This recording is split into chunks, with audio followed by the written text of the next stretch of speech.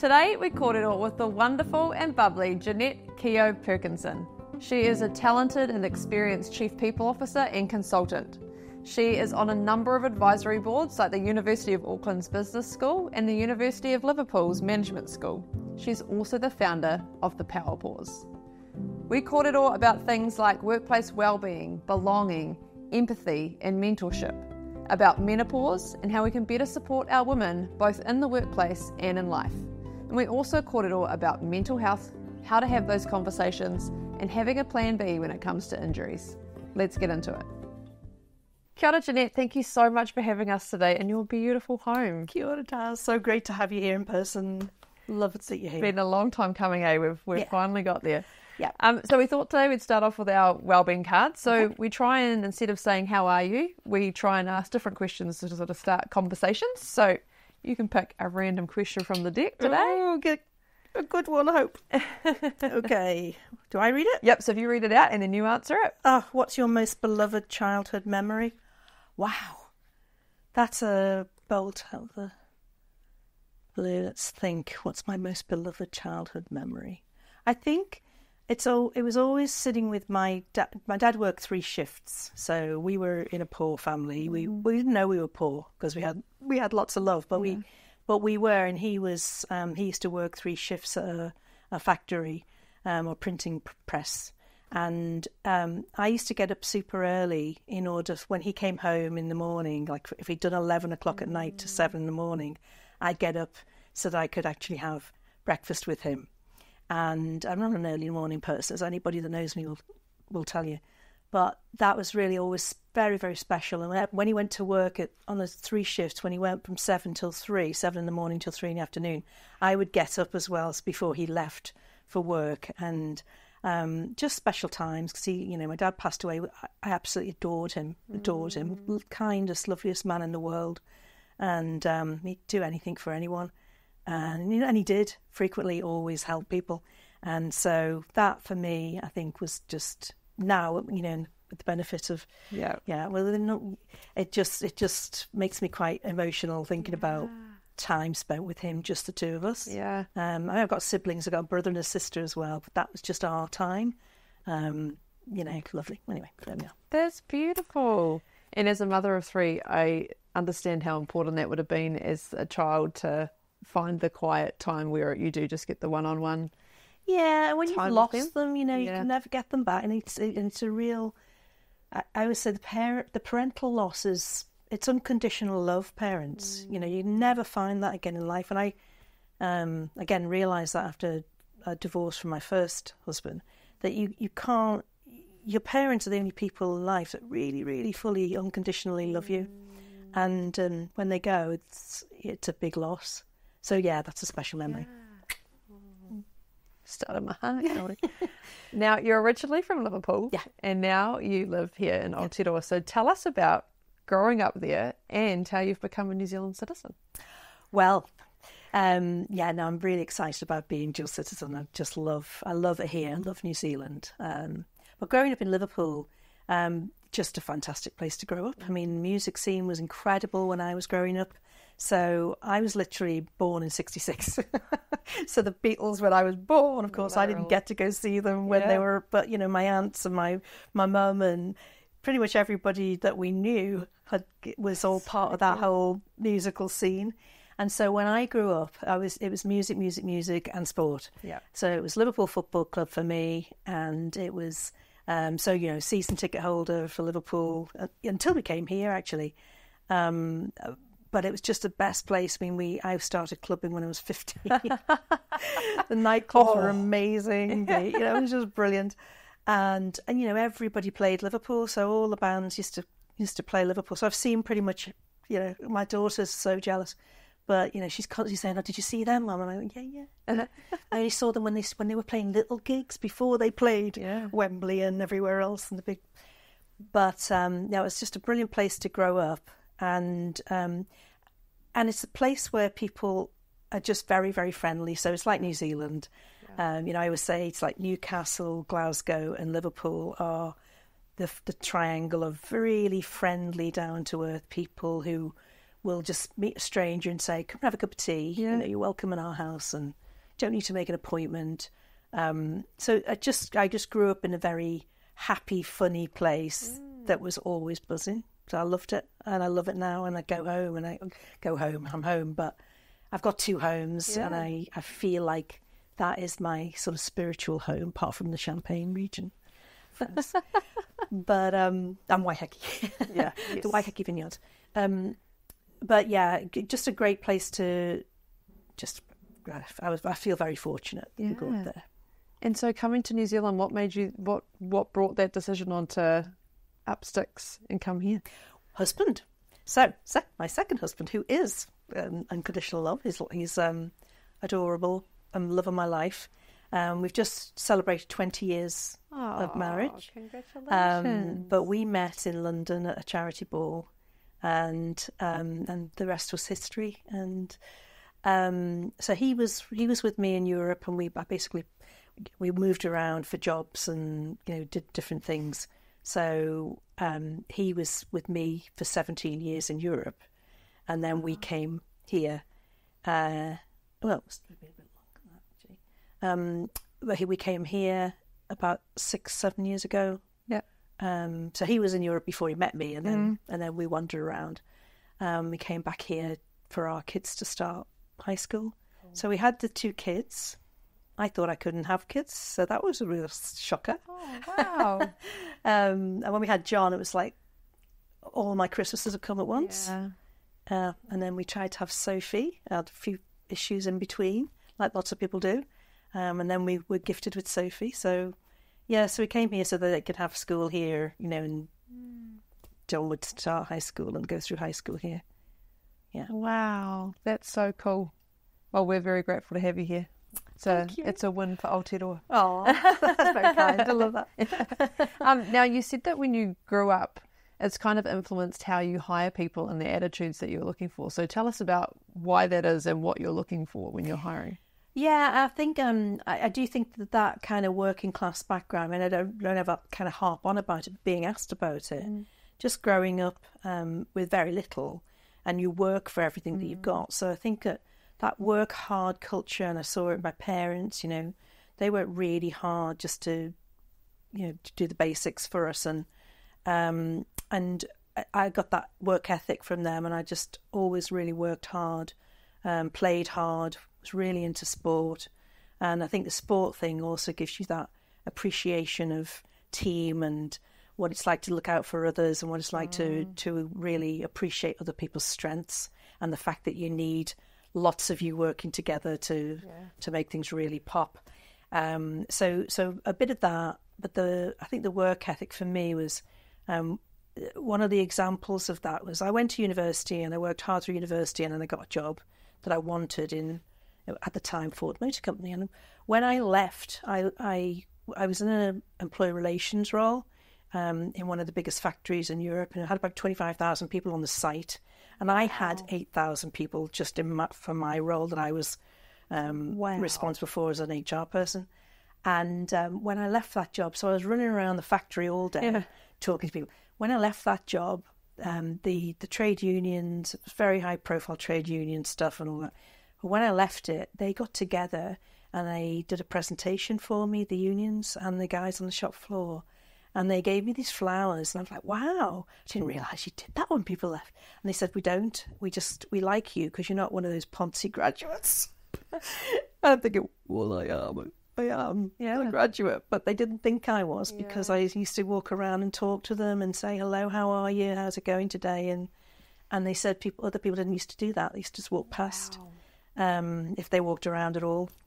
So I think that I think about back to my dad, I think about my dad being in that kind of an environment on a shop floor, and it's greasy and it's loud and it's hot, and I think how would I want someone to be treated? Yeah. How would I want my dad to be treated? Yeah. And I always had that attitude of I will always treat people with kindness and respect, because everyone is the same. I mean, we're all equal and nobody's any different. So why would people... I saw people that look down their nose at other people, and you think, I used to think that's just so bad. So I would follow up and go, "Hi, how are you doing?" Yeah. And so I hire people and have done my entire life and my career of hiring people. I always hire people for attitude. Yeah. And you know that if they've got the smarts to do a job, you know if they're clever enough to learn and have the curiosity to learn, but the attitude and how they treat people is really, really key for me. Yeah. And having a can-do and a positive attitude is really, really important. Yeah, and you can always teach the skill, right? But you can't teach that empathy or that openness and kindness to see life from other people's perspectives. Yeah. Yeah. Yes, I think so. And I think that, I remember I worked in Novartis at one point. When you're hiring for specialists, you might let some of that go if they're in a lab. not having to really talk to many people, but and it's a specialism or a surgeon. But I think, in the types of industries I've been in, I always go for the person that's going to get along with the team. I'm not saying they need to be the same as everyone. No. They need to. It's a jigsaw puzzle. Yeah. And you hire the person that will fit at that time into that team, and make the whole better. But yeah, it for me, I interviewing executives for probably about the last 20 years of hiring executives and going and deciding who to bring in either as a chief exec or a CFO, or I would take them to restaurants and meet somebody in a restaurant, and then I would look at how when someone opened the door for us, how do you treat the person? How do you treat the taxi driver if we've come in a car? Or how do you treat the person that opens the door? How do you treat the maitre d'? How do you treat the waiter, waitress? And so I always look at how do they acknowledge people who've just served them? And if they don't, that's how they're going to treat their people. Yep, I feel. And I just think there's a whole... a respect value that you can really tell a lot when you're out in the real world with candidates. Yeah, whether you want them to lead your people. Yeah, and it's a great tip, I think, for anyone listening who's in those sort of roles that are hiring, is to get them out in the natural environment of just life, and not sort of that manufactured office where it's just one-on-one and we can be anybody we want with one person, right? But exactly. You start to sort of see all the other things that are about. My dad was a truck driver, and majority of my life he drove rubbish trucks. And I had two people say to me at different times, "Why do you tell people your dad's a rubbish truck driver? You could just say truck driver," as though it was embarrassed. I should be an essential worker.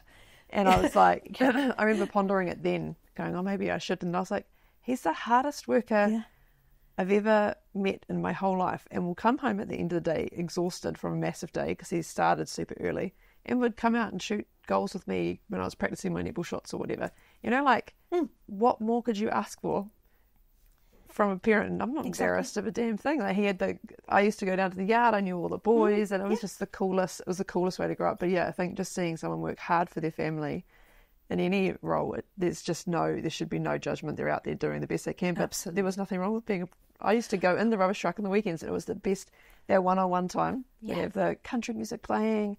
We'd spin some yarns. We'd visit all these different places I hadn't been to, meet more cool people, and it's just that's one of my favourite childhood memories. He'd call up and be like, "Hey, I'm driving past. You want to jump in?" Yeah. See you in 5. All right. See ya. Yeah. Well, thank heavens for, we've got, as I say, all these essential workers. Yeah. You realise, I think COVID, with the whole pandemic and who were essential workers and who weren't, I think it kind of, it certainly made me and a lot of people I talk to feel like we don't really do anything important. I feel like, do I actually do anything important? I feel like I do, but actually the essential workers are what keeps the country going and what keeps us hygienic and fed and healthy. It's amazing, really. It did, I think, right a few things in society. Yeah, get some, again, perspective, right? And put it back into, where it should be. Now, there was a moment in your career and your life where a whole lot changed all at once, and you call it menopause madness. So talk to us about what happened. What did that feel like and what was going on? Yeah, well, as my friend Kate Billing would say, it's the midlife cluster F. Yeah.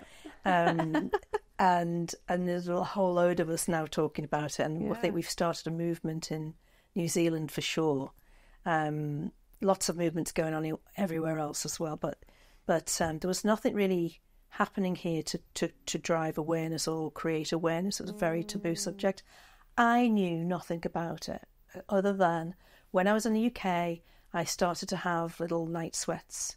And my friend immediately said, right, well, you're going into perimenopause, go to the doctor and get these tablets.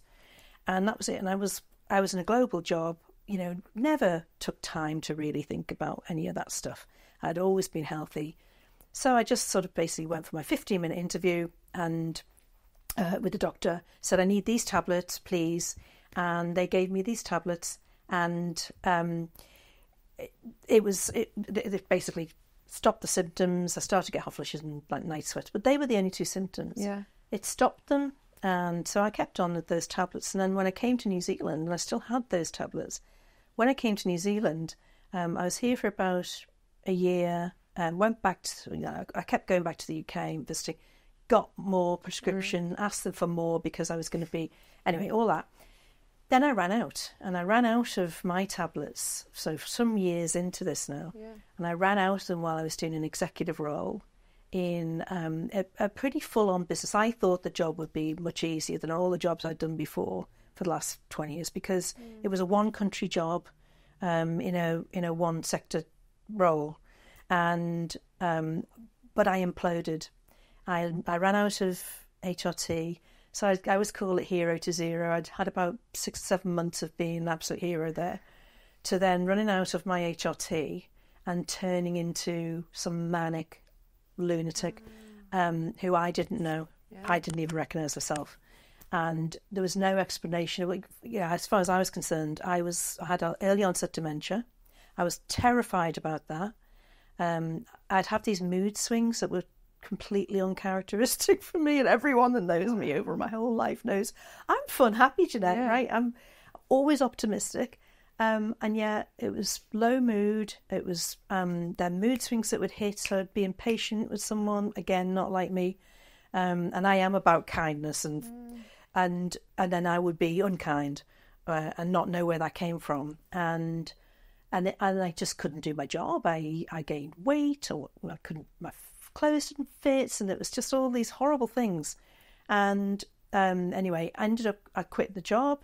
I take full accountability. I didn't get myself sorted. I think I let a lot of people down in all of that. But it's what it is. And I went to the doctor literally the day that I left and said, I've got early onset dementia, burst out crying, which again is something I didn't normally do. And the doctor looked at me, said, I'm really worried. I've got 2 young kids, 2 teenagers. We've moved to New Zealand. I've got early onset dementia. What am I going to do? What's next for me? And she just kind of laughed and said, it's not early onset dementia. You're in the final stages of menopause. What? So she said, why didn't you come and get some HRT? And luckily I'm one of those people who can take HRT. Anyway, she gave me a patch and a tablet. It all changed since the days that I was on the tablet. They're, real safe kind of HRT now. So she gave me a patch, an estrogen patch, and an Utrogestin tablets. And literally after about a week, it was night and day. I was back. Wow. I knew myself again. I got my memory back. I could articulate again. I couldn't write board paper. I've written board papers for probably, as I say, 20 years of being in exec roles, big global jobs. And then suddenly I couldn't find the words. I couldn't structure things to flow.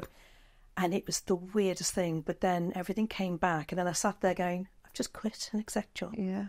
One of the great jobs in New Zealand. And I just quit. What do I do now? And it was a real kind of boom, back down to earth, sort of, holy moly. Where do I go from here? Plus, I've now got a reputation of being crazy. Yeah. and so I spent a few months of what I call the glee binge watching Glee, and then binging on any number of books, loads and loads of books, researching what happened, what is perimenopause, and then realised there's nothing in New Zealand at that point that I could look at apart from. It was my menopause transformation, Dr. Wendy Sweet, but that was the one thing, and there was nothing else. And I just thought, I can't walk past this, and I always say to people get sick of me. The standard you walk past is the standard you accept, right? Yeah. So I just thought, I can't walk past this and let it happen to other people. It was so detrimental to my life. And one of the things that, at the time, came out of my research, which is quite well known now, is the highest suicide rate in the US and the UK and Australia and New Zealand for women is in the age range 45 to 54. And you can get to a very dark place because you've lost your identity, you don't know who you are anymore, you think you've got dementia, you lose your earning power as well, and all of that happens, and people take their own lives.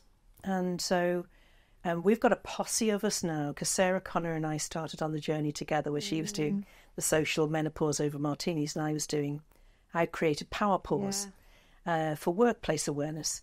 And so the two of us were like, whoa, this is like, it takes a bit of courage to kind of get out there and talk about menopause, but we did it. And now there's a whole group of us that are doing it, with Linda Deere and Tracy Minnick-Nuku and Rhonda Smith and Kate Billing, obviously. There's a load of us now that are doing it, but at the time it was just the two of us, and it was very, very scary to start up talking about menopause. And people said, "Oh, you'll never work again," which wasn't true. But feel a fear and do it anyway, right? And so I did Power Pause. People took it on really well, actually. We had some front runner companies who wanted me to come in and talk to them. So I thank Fiona Michelle and Melissa Crawford, who were at Vector at the time. And I know Melissa. Yeah, she's the most amazing person, gorgeous person. So she, so they sponsored pretty much from the off. Yeah, and then it became a much bigger thing, and I think we've now got massive awareness. It's not a tsunami, I'd say, from a teardrop. Yeah.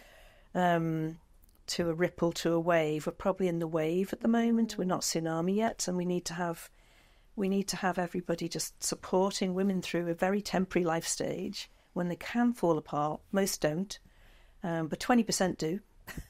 20% have debilitating symptoms. Yeah. 60% have symptoms that affect them at work, and then 20% just get away with nothing at all, and don't feel it. Yeah. So it varies so wildly, and I was one of the debilitating cases of the not knowing, that it's just hard to know, and hard to know how to support. So that's why I created the support thing. But I literally imploded. Not literally, I wouldn't be here, would I? But I fell apart, shall we say? The wheels fell off completely. Yeah, and it's really humbling. Yeah. There's a saying it's something along the lines of, once you've lifted a stone, how they say, leave no stone unturned. Once you've lifted the stone and you've seen what's under there, you've got the option of just cover it up and hope that no one notices you found out whatever this problem is and you keep walking. Or you activate and you go, right, well, I can't unsee what I've seen. And that's what you did. That's, you soul search and we're like, I can't actually go past this. And I am going to make a massive difference for women. And you are. So I think that it's not easy to step forward. It's like the man in the arena quote, of like every book pretty much talks about it. Once you're there, people will throw stones and they'll have every opinion, but you're the one who's put yourself there. You're the one who's stepped forward, and I just think that's amazing. So tell us more about the Power Pause and the community that you've built around getting equity and getting more opportunities for women in the workplace. So Power Pause, I think I founded it in 2019 after I'd come out of my job. I started to set it up, and I probably did my first interview early 2020, which was terrifying.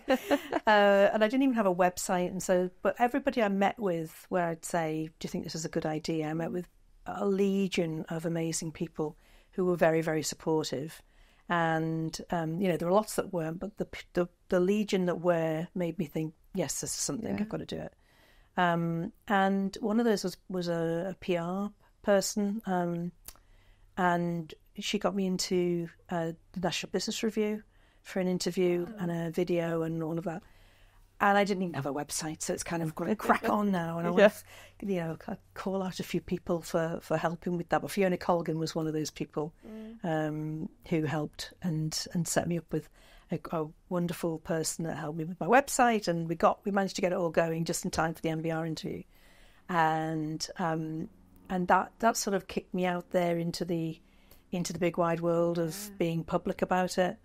And as the first to do it, it was pretty terrifying. But then I realised when people started to respond to it, people were reaching out to me and coming through the website and saying, I was getting all these comments about, I thought I was alone, I didn't realise, and people literally told me they were considering taking their own lives because they got to such a dark place because they felt like there was no future. Yeah. And the thing is, you leave a job, women will leave jobs because they don't feel they're doing the job well enough.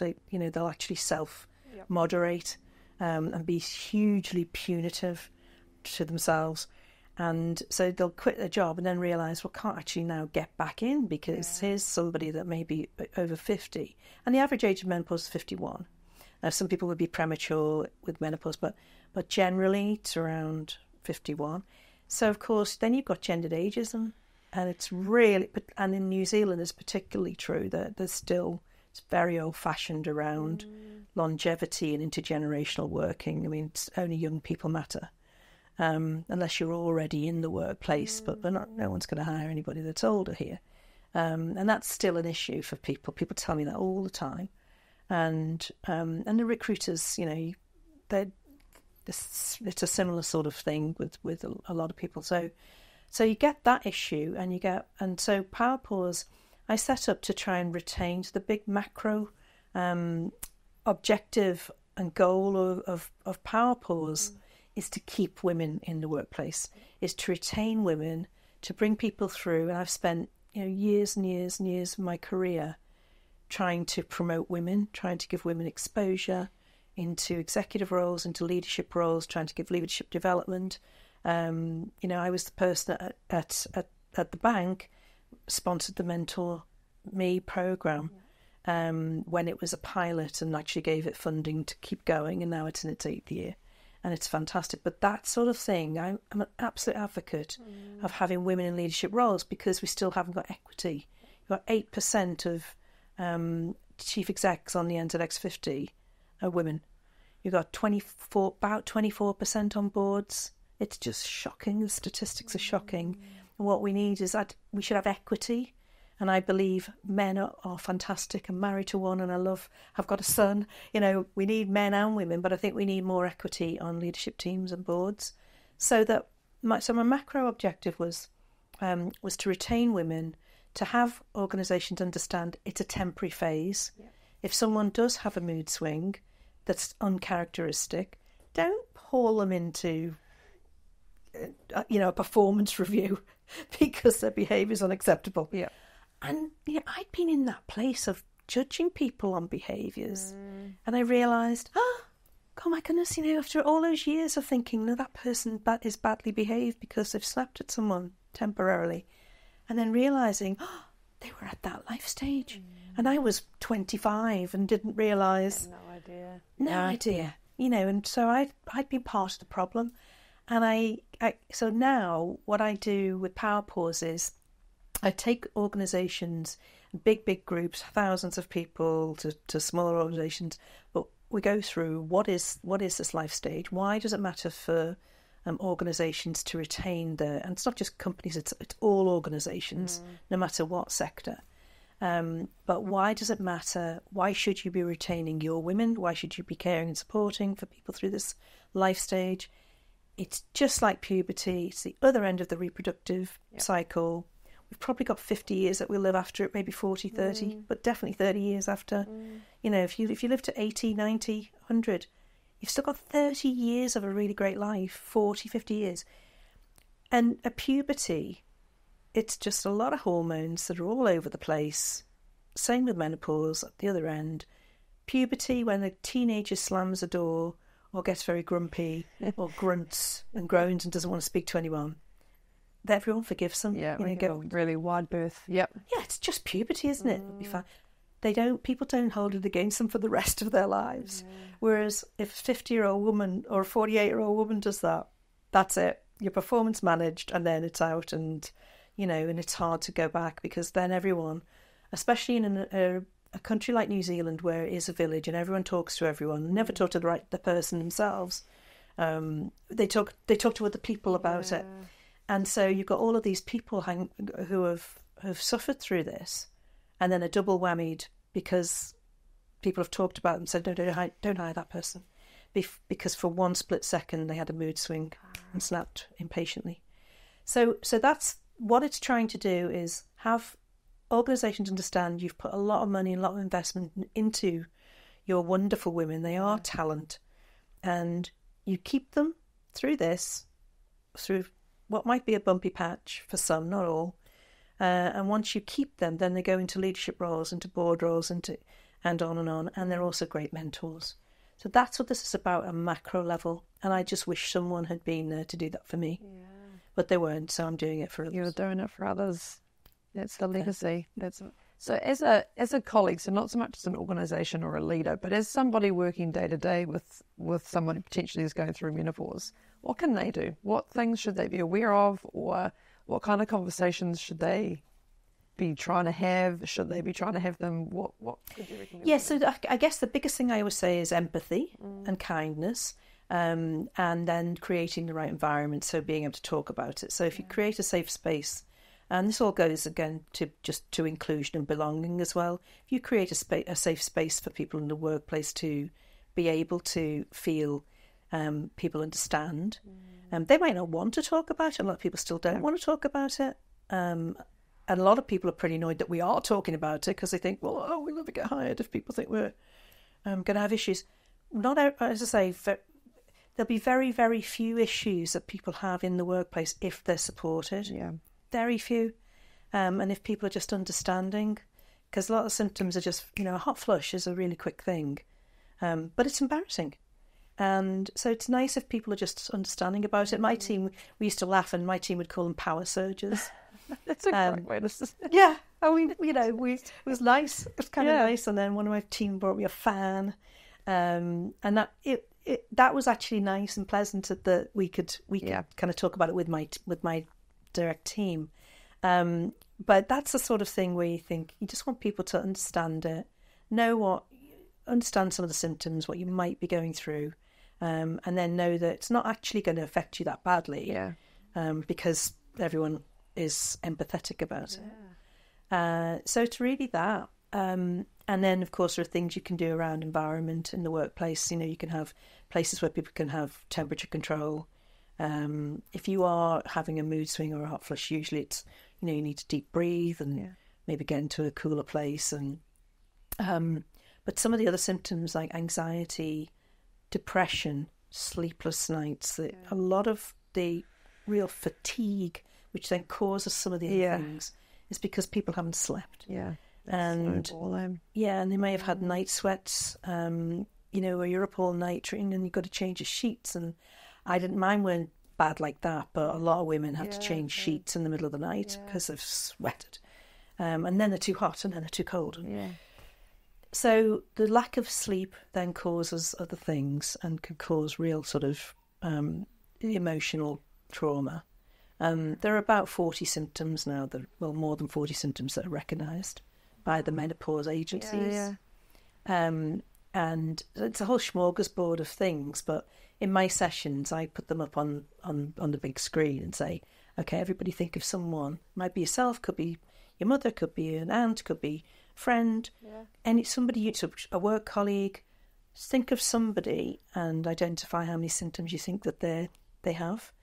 And most, I'll get to, say 5, everyone. 10, most people in the room, 10. Wow. 15, lots of people. And so there's, most people will have around 10, 15 that they can really recognise themselves. But they'll be from all over that board of 40. There are loads of things that I didn't have, and I'm very thankful I didn't have. But then if you don't have the obvious ones, women just think it's hot flushes. It's not. Yeah. Lots of women don't even have a hot flush ever. Yeah. It's like what people think is a heart attack, like what to look for, but that's not it. Yeah, it's all those kind of things. And the more you can talk about it, which is what you're doing, I think there's a lot of celebrities too over in America starting to talk about going, my life didn't start till I was 50 kind of thing. Like, you go through that and you're like, hey, I've got new wheels, we're away kind of thing. But like those conversations, we need to normalise it. We need to, my mum would never have talked about these things, so it's really important to talk about it. And like, what was what went on for you. I mean, I know, and I also reflect on the fact that we used to make a bit of a joke about it, like, oh, batten down the hatches. You know, I can now imagine how horrible that would have made her feel, because there was no control. Yeah. You know, it's just whatever's going on. And I just think, yeah, I could have handled that a lot better, and maybe that can be something in school that we're learning in our family life education classes about periods and stuff, is also about what that might look like for your mum in a few years' time, and how you can actually be a bit more aware. There you go. We'll throw that out into the universe and hope. Well, we met with the government last year, so before the change in government, but it was also with the ministry, so the women's ministry for women, and the health ministry and Ministry of Health. So there were lots of people that were represented when we met with two of the ministers in the Beehive. So it was basically our NZ Aotearoa Menopause Collective. Linda Deer had run the survey that about 4,288, I think, people filled in. Yeah. And Baranda Smith had done the petition around education and GP training. And so we went to take those to Parliament. So 5 of us went to Parliament and met with 2 of the then Labour ministers, Jeanette Kehoe-Perkinson and Willie Jean Prime. But we knew that there might be a government change, and we're pretty confident this new government will keep supporting the agenda, because what we asked for was curriculum change. In the UK, they teach it in high school, with the discussion about puberty. So at the other end of that is menopause, and then you've got a fantastic life post menopause. Like you've got a fantastic life post puberty. Yeah, but so curriculum change, GP training, because a lot of people now are pushing for better GP training. Yeah. In the general training that people had all over the world, there's hardly anything about menopause or what it could cause. Wow. And this health system was based on men. Yeah. All men's physiology. And so we've asked for a big focus on that. And we think that's all coming, and they're already working on it. Yeah. And certainly the curriculum piece they're working on. And then the third part was workplace change. So we were calling for employment law change to protect women, that they don't get so many women lose their jobs, as I said. But we're looking at how can you get more protection on the employment law side. So some of our collective are focused on the curriculum piece, some on the workplace, and everyone's sort of banging on. So if you look at Kate Billings' Menopause at Work group on LinkedIn, there's now over 2,000 members and growing. For something that was just set up a couple of years ago. Yeah. So we're getting this awareness. A lot of those people on those groups are chief executives, and they're women. Now they're coming through and supporting this agenda. Good. So we will get societal change. I'm absolutely confident of that. And I think with Paddy Gower, doing the show about it, and also doing Leaders' Questions, it's on the agenda. But those ministries stay on after the ministers change. Yeah. All those people are still working behind the scenes in the public sector doing that work. Good. Well, we're here for it. So if there's anything we can share about it, you let us know. Thank you. Now, when you talked about mentors before, I think that's a really cool thing to make sure we talk about as well, is you're a really big advocate for having that intergenerational mentor opportunity. So not just having sort of peer-to-peer in terms of similar age or similar position. So talk to us about that and how you advocate for that for workplaces. Well, I think there's a lot of work now going on, and someone like Aviva Wittenberg-Cox and Eleanor Mills are really big on this space. Dr. Lucy Ryan, really pushing. Well, in fact, in all of the really amazing business schools are now doing programs. So Harvard, Yale, Stanford, INSEAD, ISC in Spain. They're now doing executive education for post 50. For the third and fourth quarter lives. Yeah. So you've got this very, very well educated cohort of Gen Xers and who've gone and done MBAs and have had amazing careers and have helped change the world and all of that, who are now in the post 50 space. Yeah. And post 60 space, who are going, okay, well, what do I do now? I'm full of energy. Yep. And, I look at I'm like, I'm so full of energy. I'm kind of jumping up and down with energy every day, and I'm involved in all sorts of things. And I think when you've got no children responsibilities, no caring responsibilities. You know, you're kind of, this is the best part of life, isn't it? You're just like, right, let's go. What can I do? Yeah. So a lot of my mentors are people that are in this space and working on intergenerational change and enabling intergenerational workplaces. So I was recently in Singapore because I chair an advisory board for the University of Liverpool Management School, and in Singapore and in Hong Kong. And in Singapore, we met with lots of people who are part of the government's longevity plan. Because we're looking at it from a university point of view, how do we build longevity into curriculum and intergenerational work into curriculum. So Singapore's been doing this for years and years and years. They've had a longevity strategy where they're looking at our demographic. By the end of 2030, the biggest demographic in the workplace worldwide will be people over 55. Which, you know, and I think there's kind of a blindfold on in some countries to that. But the really progressive companies and the big fours and all of those, they are working on that longevity strategy, and they are hiring older people. And they're making sure that they're doing skills-based training. And so if you look at Singapore as an example of a country doing it well, they have got free modular training for anyone over, I think it's over 40, it might be over 50, but anyone over that age can do any kind of modular skills training at a university or any of the schools completely free to reskill. And, you know, it's huge when you think about the cost of that. It's absolutely huge. But those people, digital skills, all of the things that they need to be effective and current in the workplace, they're learning. And so I look at New Zealand you know, I know it's happening in the UK, and the UK government's got involved with getting people, you know, the midlife MOT, they call it, to get skills training. But as far as I know here, we're not really doing anything, and it's going to hit productivity in New Zealand really, really hard because we're not going to be able to attract the amount of people that we need that are skilled at all ages because there aren't enough young people being born. It's a worldwide demographic. So I'm passionate about that whole, and my mentors do talk a lot, very passionate about it, but my mentors are those people in that space that are doing that, but also here. I mean, one of my biggest mentors was a woman called Margaret Studer who worked for Cargill and always sponsored me through all of these ridiculously big roles that I didn't think I could do, but she thought I could do them, and she put me into them. And all these like global roles and a role in Russia and, you know, all this nonsense kind of stuff that I never thought was me. And she just said, no, I believe in you. So she's a real mentor and still supports all the work I'm doing right now with Power Pause.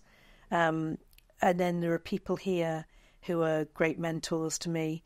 And particularly my Menopause Collective. So Dr. Linda Deere is amazing. She's now my doctor for HRT. But she's from Liverpool as well, but she's fabulous, you know. And that whole group, you know, you can reach out to anybody, and they're wonderful. But I've had some amazing mentors through my life. I wouldn't know what I would have done without mentors all through every stage. So I think it's a cool thing to keep trying to push that messaging, I think, to all organisations to try and get that intergenerational cross happening so that we can get more learning across both, that our older women can understand what's going on for younger girl and vice versa. So now you have a really cool take on sort of diversity, equity and inclusion, and you talk about belonging more so. So talk to us about that, and that sort of, I mean, how many of us have been invited to a meeting, right? We get invited, but we don't necessarily still feel like we belong there, and we're not included in a meaningful way. So talk to us about sort of that psychological safety that comes with belonging and that authenticity in the workplace. Yeah, and I always add in the B, because a lot of time it's just DEI, isn't it? Yeah. So it's DEIB or BEDI. You can do BEDI or EBDI, or, you know, you see some organisations that have done it the other way around. But the belonging piece, I think, is really important. And you're right, a lot of people will be invited. You go to a party and be invited and included, but you really feel out of place. So it's about, again, creating the environment where people feel like they're wanted, And so, we're human beings. We're not human doings. We're human beings, and we thrive on of recognition. And a lot of people don't need public recognition, but they need to know that they've, even recognition from themselves, that they've actually contributed something, and that they belong in that place or that room or whatever it is, or that team. Or so it's about creating that environment where someone's noticed. If you walk into a party and no one turns around and they're all in little groups, or a networking event. I'm terrible at networking events. Me too. I call myself an extrovert, but I find them really difficult when people are in little cliques. And then you get. So I'll walk up to try and join, and then you feel, they don't want to talk to me, and which sounds ridiculous, but it's just. Anyway, so it's about the being aware that somebody else is just approaching you. Open your body language, open up and welcome them and say, hi, who are you? I'm Jeanette. Just that, being kind to people and being a bit empathetic and putting yourself in their shoes, I think is the same in whether it's meetings, and I think being involved in also agile, the agile ways of working type of thing. When you have a whole group of cross-functional people working together, that stand-up where some people might be really nervous at first of being in that, and it's particularly if you're more introverted, that you might feel. But it's about someone like an agile coach. This is what they do. They draw people out to contribute, and people will really appreciate that contribution. And it's about appreciation, just being aware of other people. And noticing them. Yeah, I feel you on that networking one. I'll tell you that. There's nothing worse if I'm by myself and you just don't know. You have to be the brave one to make that first move to go and try and engage with someone. And then you're right, if they're in that kind of clique, then you're like, hi, and everyone meets, and then it's that awkward. Well, we were kind of talking about something different. Now we've kind of got to, it's a strange space, and it's not my favourite. But that's one of my goals this year, is to try and go to more. So I keep saying, invite me around. I'm going to come to these things because I normally avoid them. But what initiatives have you seen that have been effective in workplaces around wellbeing? And in your time, what have you seen that were just some really powerful things that have really worked for the people in those organisations? Well, one of the things, I've just been Chief People Officer as my day job. Just casually. Menopause is like the passion project, but the day job as a Chief People Officer, sort of also known like Chief HR, people and culture. And what we were doing, so I've been in an employer brand agency, which is a global agency, and what we introduced there was things like wellbeing days, wellbeing Wednesdays, where and we had all kinds of wellbeing. We had a happiness coach, so if anybody ever wanted to just reach out and talk about it, something they could call a happiness coach.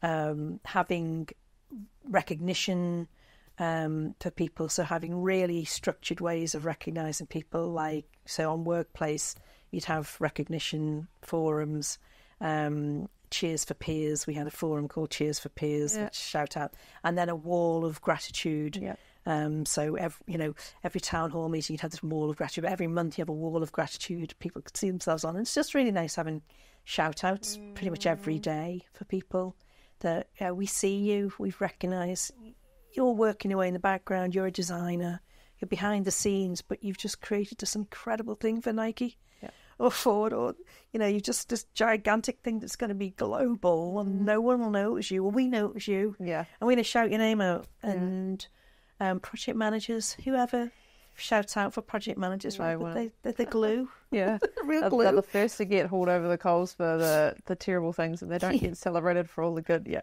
Exactly. So take them to the awards event. So when you get, we win loads and loads of awards.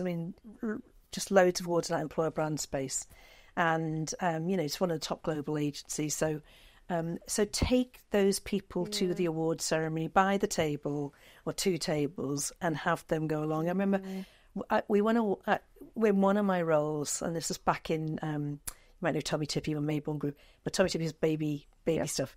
And we won. I did the social impact strategy there, and we won an award from Global Angels. I'm now on their advisory board as a result. Of course, you are. Yeah, I've got involved with them. But we won a social impact award for being a game changer. And so, rather than take the exec team, I mean, I went on someone else's table because I had to be there, but we bought the table and we took people from the factory. We had two tables. We took people from the factories and from the accounts team. No one ever takes the accounts team, do they? No. And, we took a marketing and we took a load of people from different functions and they had the time of their life at the awards event. And I think just things like that, you don't realise how impactful they can be. Yeah. Because one lady that worked in one of our factories said to me, and she's just a fabulous person, and she said to me, "This is the best night of my life." We just take it for granted. Another awards yet. Yeah, but they're just like, "This is amazing." Yeah. Buy a bottle of champagne before we even go, when we're in the hotel before we go, and it's just special. Yeah, it's things like that I think that make people feel like they belong. Yeah, I love that. When we caught up, you talked about the importance of sort of knowing that things change and the way you've done something for your body or mind over the years will change as different life stages come along. So talk to us about what you do for your body now and what you used to do and how that's kind of changed for you. Yeah. Okay. Well, so again, my obvious answer is not enough for the moment, but it's a work in progress. So I was very, very sporty. So all through school, I was in, hockey team, netball team, athletics, just did everything. Softball, all kinds of things. And at a very competitive level. So I ended up going to a university that was a sports university because I wanted to carry on my sport. And then, so all through life, I've kind of had that. I now had personal trainers and I kept fit. But then I fell off a horse in 2016 and smashed my back. So smashed my vertebrae, was told I had 95% chance of being in a wheelchair for the rest of my life by a fantastic surgeon. And he said, I'll do this groundbreaking thing on you, but no guarantees it will work. And, there were fragments that were about to hit my spinal cord. So he said, if they hit my spinal cord, you're going to be, paraplegic. So I was getting my kids involved in this whole thing and saying, I was in intensive care, flat on my back, and I said to my kids, I was doing my work on my laptop. They were holding a laptop upside down, doing my work. And I was in Portugal. It happened in Portugal, so we were on holiday. Anyway, so I said to my kids, look, Mummy might be in a wheelchair after this. And they're like, what will happen? And I said, well, that's okay, because I'm going to go in the Paralympics and I'm going to compete against Tanni Grey-Thompson. And she's won 7 gold medals in the Paralympics. And she does that wheelchair racing, and I'm just going to train, so you can help me train for that. And so they got really involved, and we're going to win gold medal in the Paralympics. Anyway, long story short, I got better, thankfully, but we had a plan B. But I got better, and then they've helped me recover. The kids have been involved in my son is a coach, is a sports coach. He's doing a sports coaching degree down in Canterbury, in the University of Canterbury. And he keeps me on track and says, Mum, have you done your... So now, age and stage, and also not being able to do all the exercises I used to do, I do treadmill walking. So there's a treadmill down in one of the bedrooms that we've brought in from the garage. Now my son is at uni. And so I do the treadmill walking. So that's 30 minutes a day of that. And weights. And I say to people on my Power Pause programs, even if you just had 2 bags of sugar or cans of something, just something that gets your muscles going, because we lose our muscle mass, over 50 particularly. So, and just to prevent osteoporosis as well. So the muscle memory is really important. So doing that, don't overdo it. And what Tracy Minnick-Nuku is amazing, will always tell people is don't overdo it. You don't want to be a power builder, but you just need to keep your muscles really active. Yeah. So do that, and I'm walking the dog every day, and it's cycling. I can do that. I can't do anything jarring. But it's really important, and that's one of my things. Now you're also an avid reader, which I love, so I'm really excited for this question. So what are some books that you love and recommend to other people to read, and why? Oh gosh, well, and it is a great question. A lot of, well, I read a lot of non-fiction, huge amount of non-fiction. So I'll buy every new business book there is. I mean, my office is just full of bookshelves of everything. But, you know, that could be a bit boring for other people. I'd say if it was fiction, my favourite fiction author's got to be Neil Gaiman. My favourite one of his is Stardust, and I just love that whole world of and then I love things like, I mean, The Alchemist as well. You know, I gave that to my son to read, and he finally said, "Oh, that's a book that I actually love." Yeah. Shoe Dog, Phil Knight, that kind of thing. Love those sorts of books. Tuesdays with Maury. I love anything life affirming, The Art of Happiness, the Dalai Lama. Those kind of life affirming things. I love books that make you really think. And like Homo Sapiens has been one recently. Atomic Habits, absolutely, all day, every day. Atomic Habits, keep going back to it.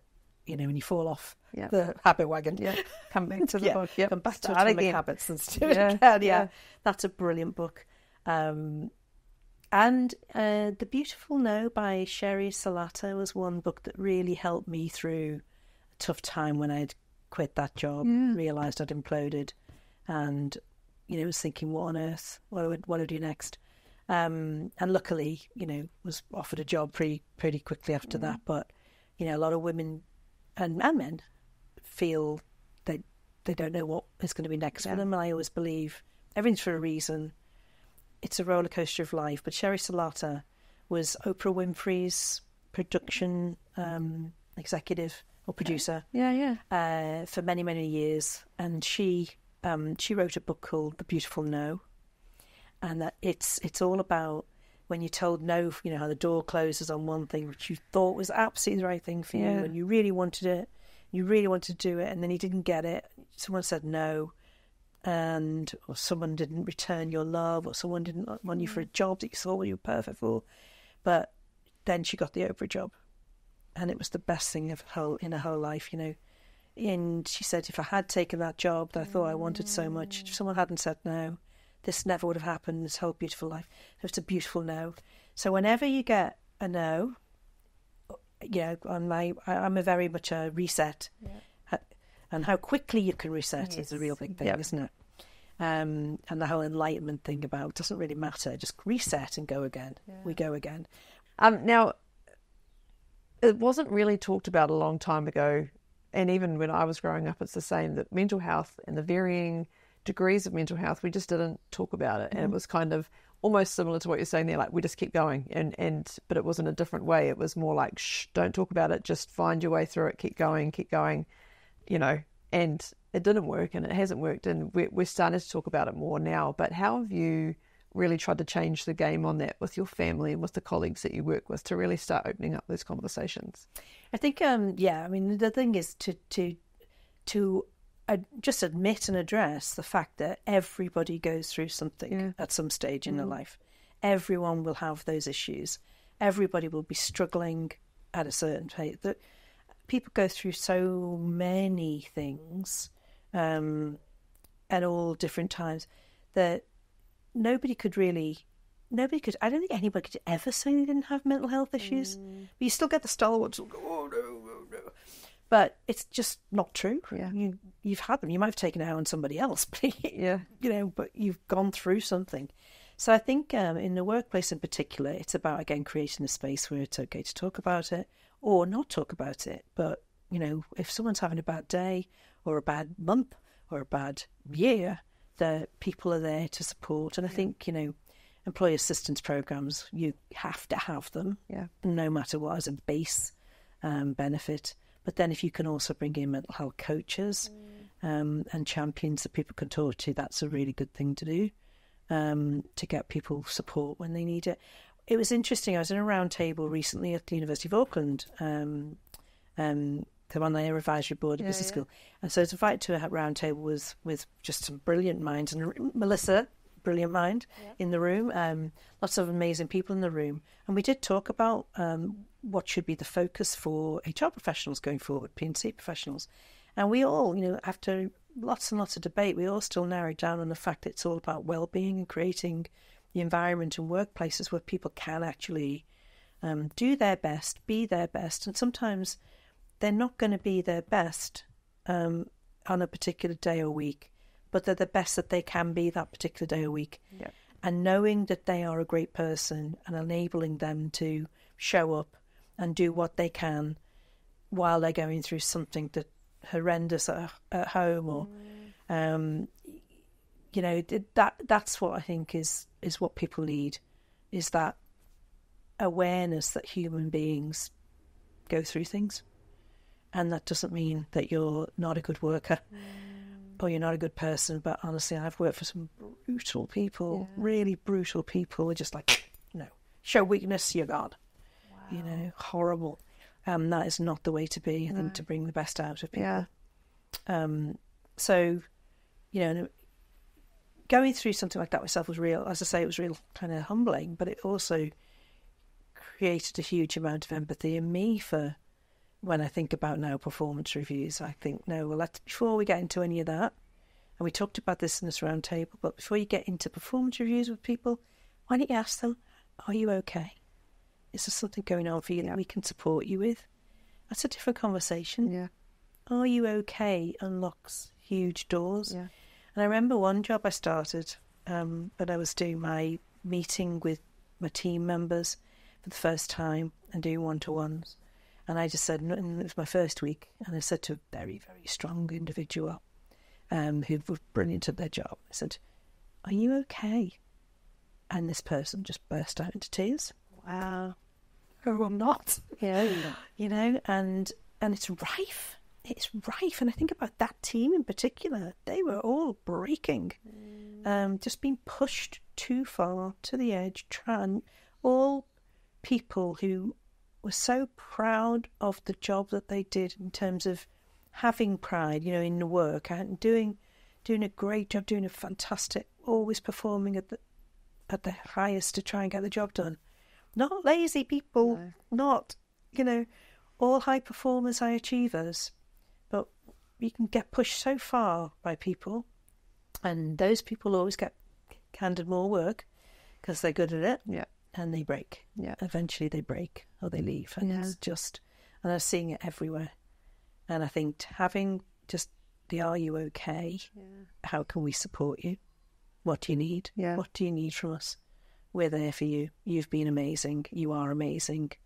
And if there is something you're going through, I'm sure we can help. Yeah.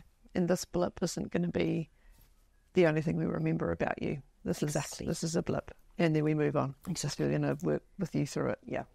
Exactly. Yeah. And in those, and being at an executive level for so many years, in those meetings about succession planning and who's coming up through the pipeline for all of these jobs and how we're going to backfill. I've been in so many meetings over the years where you do hear those, those anecdotes that are so old that I'm not going to say it, but there's usually someone that's a bit stale that has got a fixed view of somebody that they saw in a meeting 5 years ago, and that's still a story. Because I saw their true colours that day. Did you, or did you see their coping skills? Exactly. And we don't all have the same. Right. So right. Yeah. So right. And that's the thing, there's a responsibility for people to shut that cut down, to shut that kind of anecdote down, to say, how long ago was that? Yeah. Oh, 8 years ago, sorry. I thought 5 years. 8 years ago. No, well, that person's completely different. Yeah. And, someone probably gave you a second chance in life. How about some second chances here? How about some ability to prove yourself after you've been through this terrible divorce or this terrible bereavement or this terrible illness in your family or, all of those things. People are juggling a huge amount. And I think that recognising that and empathising, realising you've got amazing people in your team, but give them some space. Yeah, I love that. We have one final question today. So every interview we get the old interviewee to ask the new interviewee a question. Mm-hmm. So this is your one today. So if you can read it out and then answer it for us. Okay. Who are your top 3 people in your life and why?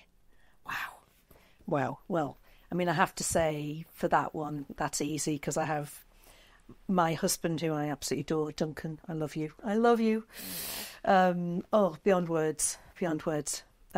Just the most amazing. He's a Kiwi and he's adorable, lovely, and basically had me fall in love with New Zealand back in 2003. Yeah. And then my kids, John and Sophie, and they are, they're just fabulous kids. People comment on how great they are and how lovely they are and how kind they are. I think Sophie's going to be in United Nations one day. She's a diplomat and just a gorgeous person. Just never afraid to be who she is to the world out there with everything. And I'd see when you interview Cassie, my daughter, when she was 12, came out as lesbian and lives her life. She knows we're super supportive because I've got so many friends who are part of the gay community, and they've grown up with that, so they knew that we'd be completely supportive. Well, she's got friends who can't be who they think they might want to be, and so I just say thank you to my kids for just being amazing and inspiring, being kind, being who you are every day, and to my husband for being just a fantastic dad. He was a stay-at-home dad for many, many years. Wow. So we wanted that stability. Yeah. And I was off travelling all over the place, and he's just been an amazing dad. So thank you, Duncan. I love you. Thank you so much for your time today. This has been amazing, and I think it's going to be a really powerful one for people to listen to for perspective and understanding that everyone's journeys are different. But don't judge them off those one moments or those little blips that happen, and actually see the person for who they are and think about how you can actually meaningfully support them. So thank you so much. Thank you. And we will see you again next time. Ka kite.